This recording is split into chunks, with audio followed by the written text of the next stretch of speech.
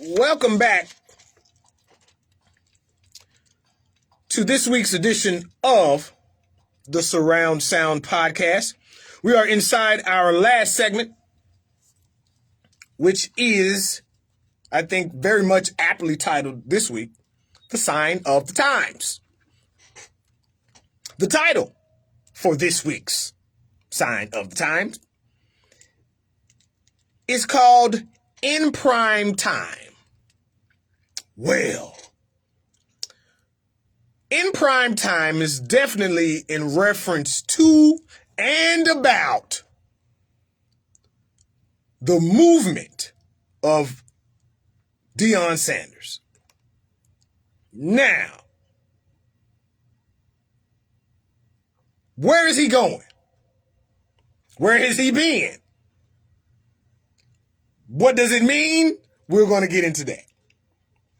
First up, Deion Sanders chose to take the head coaching job at the University of Colorado. Now, for people my age, I don't know if older, but definitely people my age, University of Colorado, when they were in the Big 8, and for the short stint that they were in the Big 12, and then they were in the Pac-12,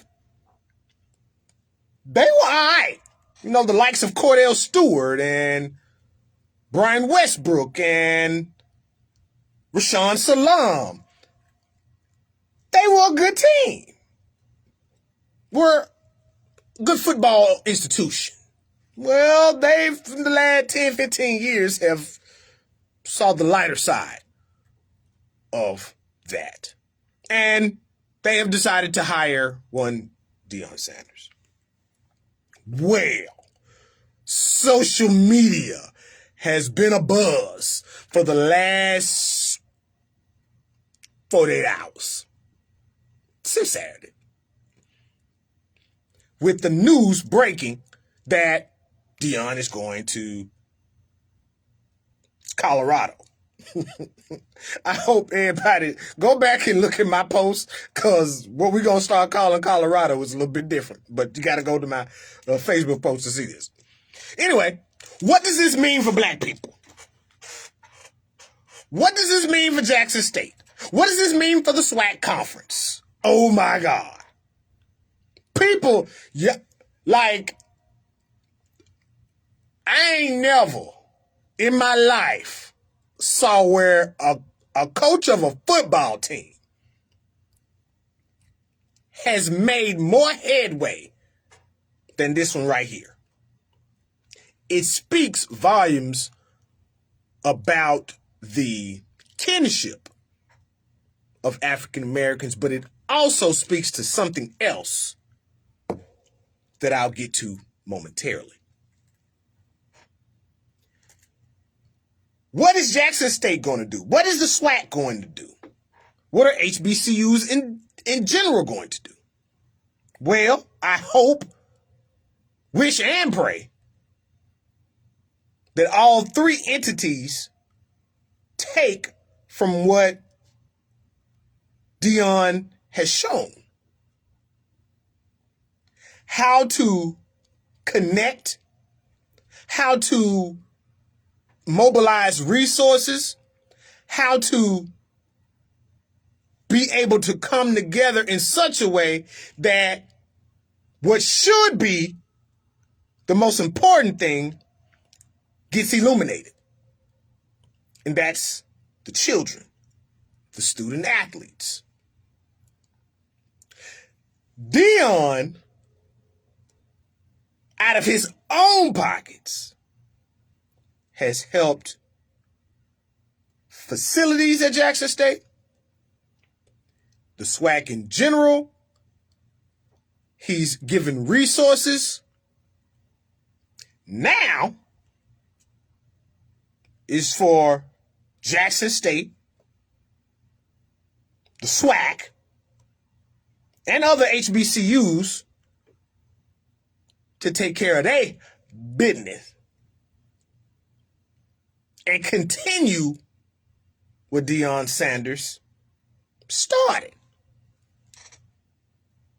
Well, I saw a lot on socials that HBCUs are different. And that's true. And I think that is important to say. Because it speaks to the kinship of African Americans. And me, myself, and I would have liked to see Deion stay for another at least 2 years. He had a 5-year contract. I wanted to at least see him for another 2 years. Just because of the players that he recruited, the first round of recruiting.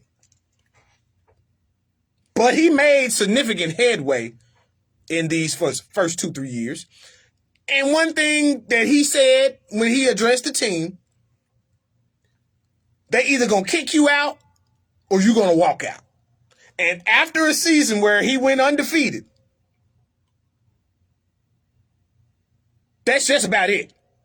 There ain't really nothing else you can do. You won the SWAC championship. You went, 10, 11, and 0.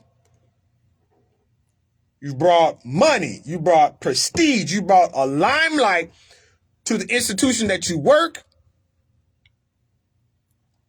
And you have, I'm talking about just about every time that I looked at a post on social media from Deion Sanders, it was something that enriched my life. So I don't think that the enriching is going to stop just because he's moving to Boulder, Colorado. Nonetheless, a lot of people do think so. And that's all right as well. This is one subject that just about every thought process around this one subject is pretty valid. And to speak to one of those valid points, a person brought up an interesting thought process in reference to black people being in black spaces and using these black spaces to catapult themselves to spaces that are not black. The young lady offered up, why is it not good enough? I'll leave that question for another day. I'll leave it for you to answer. But it is significant. And the fact that Deion Sanders has operated in and out of black spaces is truly important. That same that he is able to operate in and out of black spaces is the reason why I went to Middle Tennessee State in the first place. However, I always wonder how life would have been different if I would have went to Tennessee State. Or if I would have followed suit like a spade game and went to Lemoyne like my brother. Things that I'll never answer, but I've also worked at Fisk University as well, so I think the purpose of HBCUs is greater than we give it credit for. In the same respect that it did or has done for Deion Sanders, it's done for me. It's an institution unlike anything that I've ever seen before. Now, with all that being said, the one thing that this says to me, among everything else, is that black people need a savior. Black people need a figurehead of some type in every discipline in life, it looks like. Why do you say that? I'll tell you in a second. What I do see, the black church is so ingrained in the psyche of African Americans, it's almost like we can't see straight. I'm not saying that it shouldn't be heavily ingrained. You would want, I can't speak for everybody on this, but you would want some type of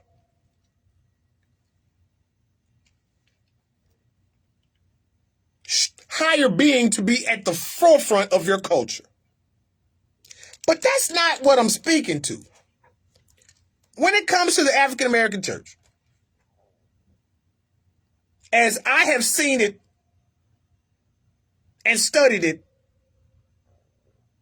from slavery on down, there was this one person that led the masses. What always is interesting to me, though, is when do the masses start leading, albeit they're the smaller parts of their life, for themselves? It would seem like with everything that Dion has done for an institution, a conference, and a collegiate system, it would seem like if he wanted to leave, what he did would be enough. And with that being said, I still understand where alum of HBCUs think that it's something else. But until African Americans can learn to do for themselves in conjunction with others that are African American, still got a long way to go. For Matasha in the Burrow, for Super Troy in the booth, I am your host, R. Jr., the truth and not a rumor, and this has been another Surround Sound podcast. For those three, and in the words of the scholar Jerry Springer, be good to yourself and each other.